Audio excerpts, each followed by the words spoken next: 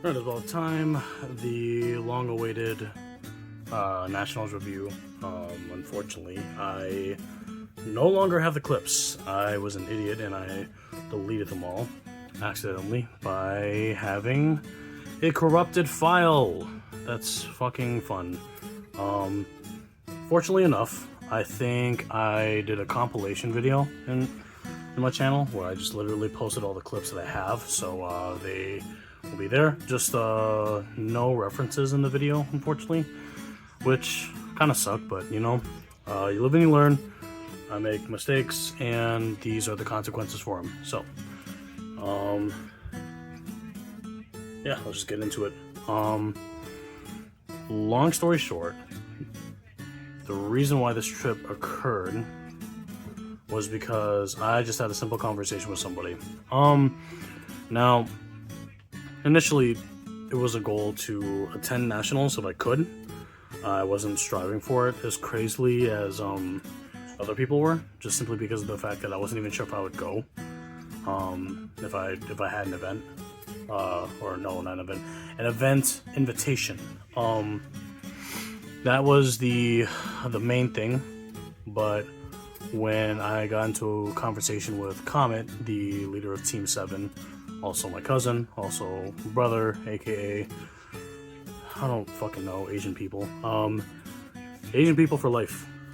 Essentially, we just talked because he needed cards from me, but then was just wondering why I wasn't deciding to attend that. So I just simply said, I don't got an invite. I don't have a preemptive reason to go, so I'm just deciding not to go. And then he informed me about this thing called the last chance qualifier. So, you know, in that moment where we had a phone call for about, I'd say 45 minutes or so, I contemplated for about 15 minutes, just simply because I was like, how am I gonna situate this, and do I even have enough PTO? Long story short, I had plenty of PTO, and I had plenty of people behind me just insisting that I just go.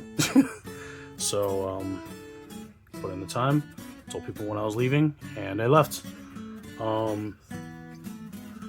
The only unfortunate circumstance is the circumstance that I was sitting in the kids' seats. What are the kids' seats exactly? Well, it's just it's basically the trunk. I sat in the trunk. I sat and laid in the trunk for basically 8 hours. And that's the reason why in the clips you'll see that the very dark spots, I'm talking about how I've spent 6 hours in the trunk and it's raining. And I think still to this day people are kind of, I wouldn't say amazed, actually. It's not such a crazy feat. I think it's a wild one, if anything, that anybody just comes up and they're like, dude, you sat in the trunk for 8 hours to go to some dumbass tournament, and there wasn't even cash prizing. I just went, yeah, I did. Damn. Proceeding on, I think I'll just get into the funny parts here. Let's see. The first pit stop was the DMV, because my license was going to expire within the day of the trip. So, my license had approximately 24 hours to be like illegal to carry, I guess, or not legal to use for like proper identification. So I went and situated that, and then I had to pay $40. Now, what I was informed by the Asian individual who was checking me out was that there wasn't a preemptive fee to like just get it renewed, because it has to be renewed anyway. Especially because I wasn't getting anything more advanced. It was just, I'm just basically copy pasting the information. I had a $40 fee for not attending one of my driving sessions, which, you know, I just went and reviewed and went, huh. I recall the driving exams that I went to. I'm pretty sure I went. I'm pretty sure I talked to other... I don't know why I'm mentioning Asian people. That's kind of fucking... Yeah, so anyways, I met people. I essentially, like, had proof that I was there, and that I,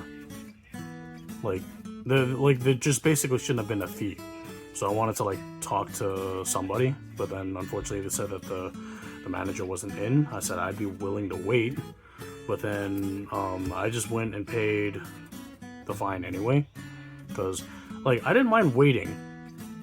Like, waiting wasn't my problem. My only thing was that I just didn't want to, like, if I didn't have to pay $40, I didn't want to pay $40, right? Especially considering that, like, I'm going on a 5-day vacation, you know? Like this isn't just nationals, a competition, this is also, like, vacation. Indiana's no fucking place to vacation. Like, just put it out there. It isn't, but, like, it's also just, you know, time away from home that I particularly needed, and it sucked having to just pay an extra $40 to even, like, jumpstart initiation to go in there. But I went and did it. I got it over with. I said, fuck it, you know. I'm not much of an like, I'm not a body to argue with, because if I have to avoid it, or if I can, I would like to. But this was also just one of those cases where I'm like, you know, I really don't want to make it harder for anybody else working here, nor manager coming in. Funny enough, I'm actually related to said manager at the DMV, but none of that really mattered. I just said, fuck it. I have about 4 hours to, like, even prep anything, so I'm just gonna make it easier on me. I'm gonna make it easier on the team, and especially easier on the people that are working there, and just pay my fine, because fuck it. It's not like $200, $300, even $500 to, like, just get the hell out, right? So $40, cheap in comparison, but not cheap Asian wise. Again with the Asian shit. So I proceeded to come into Souls, and everyone's testing. Everyone is like, prepping up for Nats. By the way, shout out to Souls Gaming and Collectibles, my home away from home, secondary home and secondary family. Anyways, yeah, everyone's prepping up for Souls, prepping up at Souls, and then prepping up for the event. Funny enough, everyone's talking about getting their asses ready to board a plane. And I'm like, oh, how long do y'all have to board the plane? About approximately an hour and 30 minutes. Huh? So, for me, if we have about an hour away to go, I'd rather just dip. And the thing was that my retort from Thor was, well, I was hoping to test with you, but your ass wasn't fucking here. And to that, I give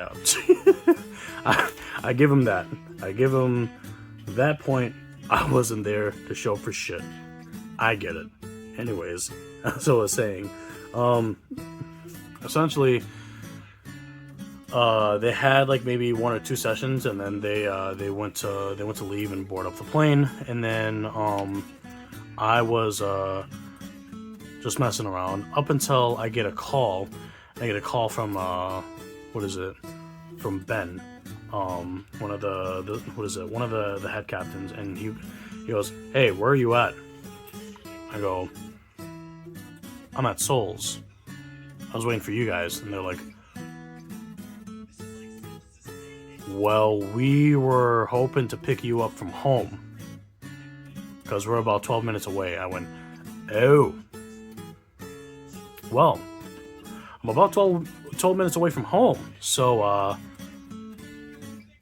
yeah." And essentially, they told me to get my ass home. I sped home as fast as I could. I went to double check on anything that I need: phone, wallet, keys, water, just extra shit that, like, I just, for some reason, thought about bringing to nationals.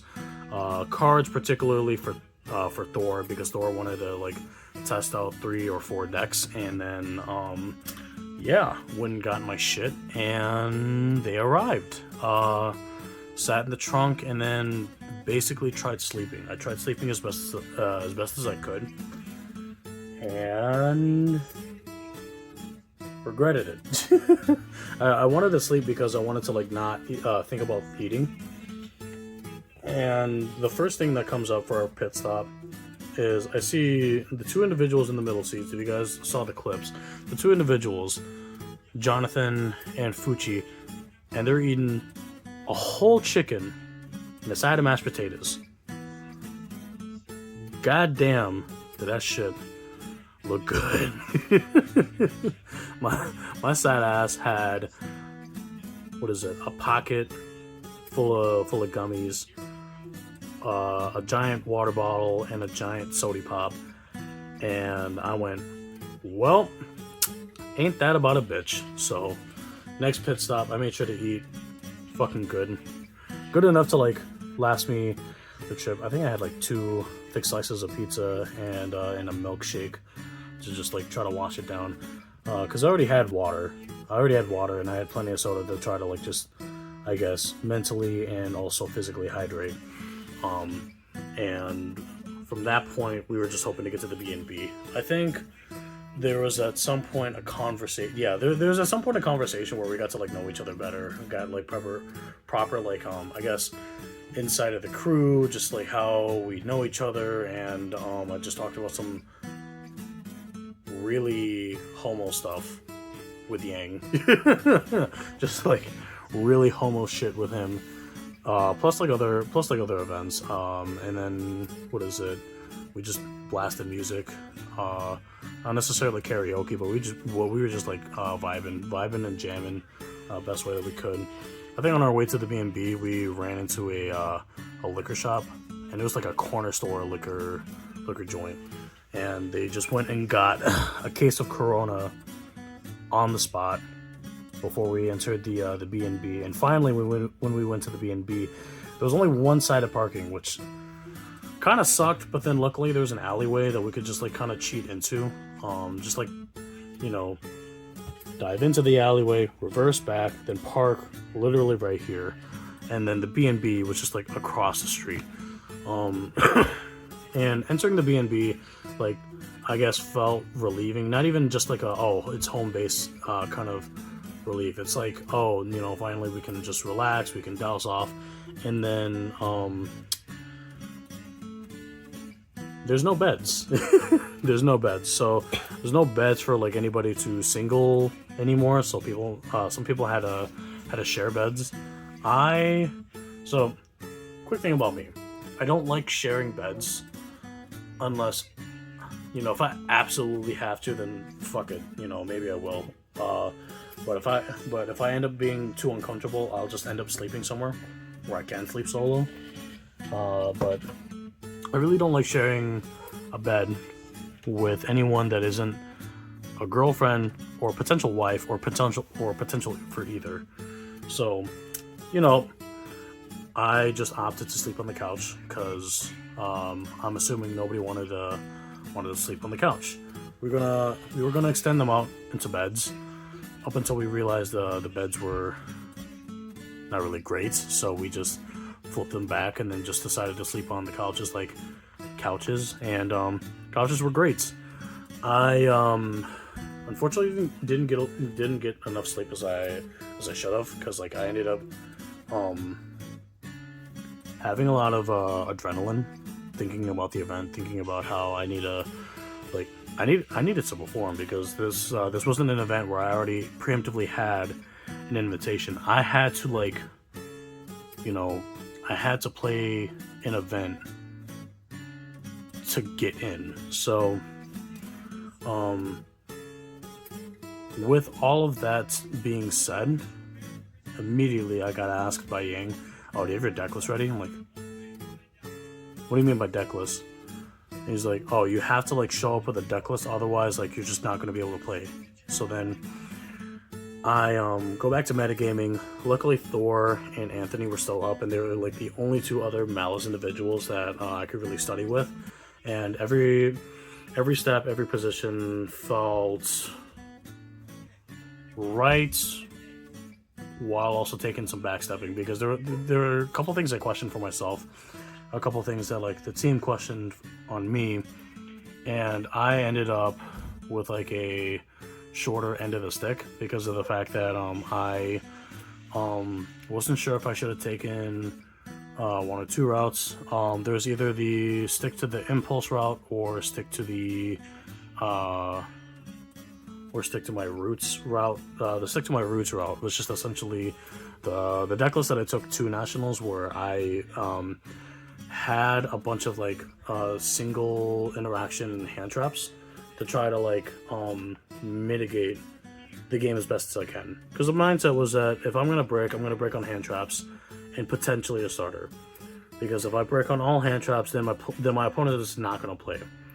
But if I end up having at least one starter plus hand traps, then I can sit at least on like some hand traps at the very minimum to like mitigate losing. Because the single interaction hand traps were more than enough to be able to like solidify 2 to 3 interactions. The problem was that for 50% of the games, they went out the way. I won the way that I should have won, right? The other 50% of the games that I lost the way that I knew I was going to lose, and that was like not having enough soil to grow from, and not having enough engine to like properly interact with, because I just sat on a bunch of hand traps. That being the case, I'd say that if I went to Nats with the mind, if I went to the Nationals, I for sure would have taken a different mindset, and I for sure would have taken the the ability to try to listen more than to sit on pride. Because the thing that held me back a lot for that event was like sitting on pride. I sat on pride for a lot of the things because I just figured I knew better, because I'm asking a bunch of players that aren't Malice players on how I'm gonna play the deck. And the one individual that I'm speaking on theoretically said, "Hey, it could work," but of course I had not enough space for myself to listen, and that's what caused my downfall. If I had properly listened, I for sure would have at the very least not lose as bad as I did. But as I stated, we live and we learn, and we're here for better results. And that's kind of basically how the event went. LCQ comes up first line. First attempt. I ended 3-1, or no, I ended 2-1, and I drop immediately just so I can go play my next attempt as soon as I can. But then my attempt was taking too long, so then I tried eating, and then I didn't have enough time to eat. So then I scrambled with food just because I'm like, fuck, where do I put this? And then my food was thrown away, which sucked, but I'm like, you know what, I'll just sit on this for now. And just went through my games as best as I possibly could. I don't remember or recount a lot of the games that I had for my first attempt, except for the game that I lost, because I recall it was a Malice mirror. But then for the second run, I recall my matchups. First matchup was Malice. It was a Malice mirror, and I just had a better hand. Second round, I went against a completely rogue strategy, which was like Kashtira, Resonator, Bestial with Fiendsmith. And I basically just trusted in my engine. But my hand traps were more than enough to be able to oppress them, so then it gave me the win. Round 3 was where I started stressing the most, because I went against a Vanquisher deck, and I didn't have enough time to properly test Vanquisher. Because I had maybe 3 to 5 games total prepping for nationals. But I knew the pre nationals mindset for Vanquisol, so I just kind of knew, okay, we have to bait out a certain interaction. We have to bait out what these cards can particularly do. I was just basically trying to bait out Rosin and Caesar.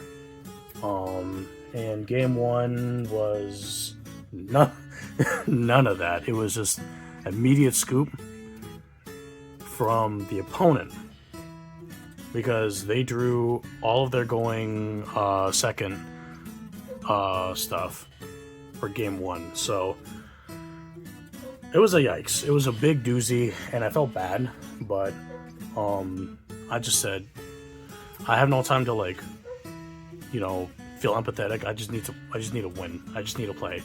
So second game comes up. He's properly ready this time, and I don't even know what deck he's playing. I just saw that, like, he revealed Harpy's Feather Duster, which is like a generic staple that any deck can have. So going in, I see that I see his cards finally, and he's playing Vanquisol, and I'm sitting here thinking, Jesus fucking Christ, I am gonna have to play for my fucking life here. And within a minute 30, with my turn one, I don't even make a play. I legit had 3 interactions, and he legit had 3 interactions against me, and I just scooped it up. And that's where I started stressing out, because I'm like, there's no way within a minute 30 this guy was able to make it back. I need to, like, seriously step it up before I, like, lose not just my shit, but I lose my run, and I lose my opportunity at getting into Nats. So I just think about everything that I can recount, everything that I can, like, that I could possibly interact with, and the things that can seriously fuck me over, which was Caesar, Rosin, and Holy Sue. The rest of the entirety of the deck is pretty strong in and of itself, but then those were the particular main things I wanted to focus on, because those were the things that, like, Vanquisol sort of depends on against Malice. So going first, I just thought I need to make as best of an oppressive board that I can, depending on what hand traps I draw, will solidify will either solidify my win or solidify the turn. And unfortunately, the hand that I drew was a hand where 1 or 2 interaction, I had to pray that it was enough to solidify the turn. So I think my end board was Cryptor with 4 cards set, 1 impulse in hand, 1 impulse in the set, and I pass. Fortunately enough, I don't recall what exactly happened, but I did just enough with just Cryptor and White Binder to force out not only Rosin but Holy Sue. And I think I think Magnamut was used against me, which resulted in Caesar being searched. So with that being said, I think we got Link one out of the way because of the set Impulse. But from that point, same plan as before. I just have to solidify a turn or just solidify the game. If I can't do one or the other, I lose. So I come in, I interact with Holy Sue, and then he immediately shotguns Rosin, and that tells me, okay, destruction effect is done. I have to now kill. Because Caesar comes out, and as Caesar comes out, I wait to resolve MTP, because MTP is the thing that will be able to get rid of it the best. So then I try to do Druid's Worm effect, because that's what initiated it, and then he did effect to protect it from effects, and then I did 07 to search and then in resolution banish it, because then at that point I am free from caring about anything else. After I impulsed, I summon Cryptor again, and there was no nib, so I just figured, okay, I win here. Summon access code, attempt to break pieces of the board, and then I finally destroy field spell, and that solidified the game for me. It was probably my most stressful game by far, because every game I knew I was either losing or I was heading towards the right direction. This one I wasn't even entirely sure. I was sort of just praying that, like, if they have it, they have it. But yeah, they did so well. Shout out to Joey Fierro for the practice and the heads up on particular interaction, and of course shout out to Thor for the practice again. Last round was Lunalight, and this one, like, I stressed a hell of a lot for, just because Lunalight was a matchup that, like, I wasn't entirely prepared for. Like, I knew how to interact with it, but I just wasn't sure if I would, like, choke and fail, or if I just, like, messed up on an effect. I win the die roll, and they have nothing. Absolutely nothing. I just, like, set up a board with Topologic Bomber Dragon alongside Cyber's Wicked, and then I just basically blow up their board as much as possible. And at an attempt to summon Liger Dancer, I just impulsed it, and we went to game 2. And then for game 2, they activated Masquerade, and then I wasn't sure if I should have ashed, but I read his body language, and I figured if I ash this, there's likely a chance that he's not gonna play the game, due to the fact that, like, something about him just looked like that search was all he was gonna need. So I ashed it, in which he set his monster and passed. So it didn't even take long for him to scoop. I did, like, I played 3 cards and then he just scooped it up. And that was the moment that I realized I got into nationals. It was somewhat of an emotional moment for me. I got congratulated by the team. Went to go apply for the nationals event, and then I got my playmats and my deck of sleeves that you guys now see on all of my extra decks. I'll just briefly show right here. The World Champion sleeves. I was debating on selling them or keeping them, and I figured for the first national trip, I will be keeping these, and then maybe we'll see whatever happens in the future. But yeah, it was a wild ride. We had Korean barbecue right afterward. Comet now forbids me from ever ordering from Korean barbecue ever again, for funny reasons. And proceeding from that point in time, we just go into nationals, and I will just make it brief. I went X3 by round 4. First round, Mitsu Ryzeal. Second round, Malice. Third round, White Forest. And then fourth round, I lost to Fiendsmith, Orcus, Mitsu. And it was rough. I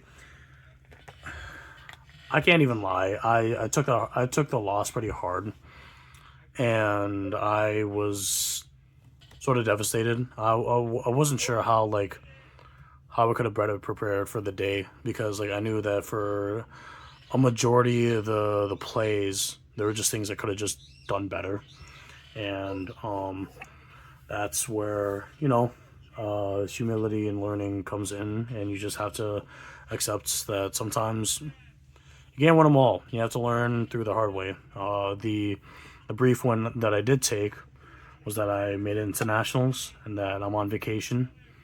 So for the rest of the time there, we just celebrated what we could. I think it was only Lars that made it to day 2, and we just watched his event. Unfortunately, he ended the day X2, but he still made it to day 2. And for day 2, he had to he had to win. He had to like win it hard. Because even at X2, you can still have a chance to take it to the top for as long as you make it. And then I think from that point on, we just watched top 16 from the B&B. We ate food. We celebrated. And we got into preparation for the rest of the year. It was a wild ride, and I for sure will be going again.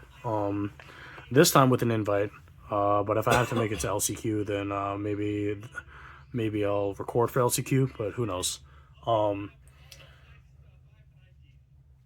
Thank you again for Team 7 for allowing me the trip, for allowing me to go to the B&B, and to Comment specifically for driving me 8 hours from there and back. Shout out to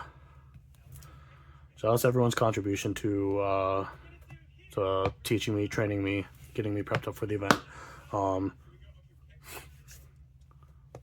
We shall stay tuned. In April, we'll be Vegas. I'm not sure if I'll participate in the main event, but what I can guarantee is that I will be going there, and there will be content.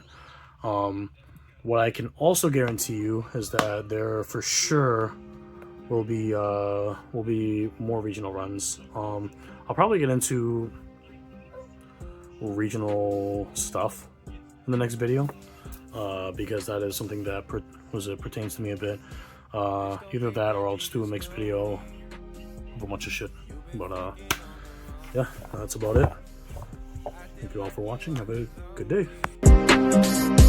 Bitch, don't think that you just know me. You've been fucking on the wrong team, acting like you out here lonely. You just want some of my money. I've been fucking with the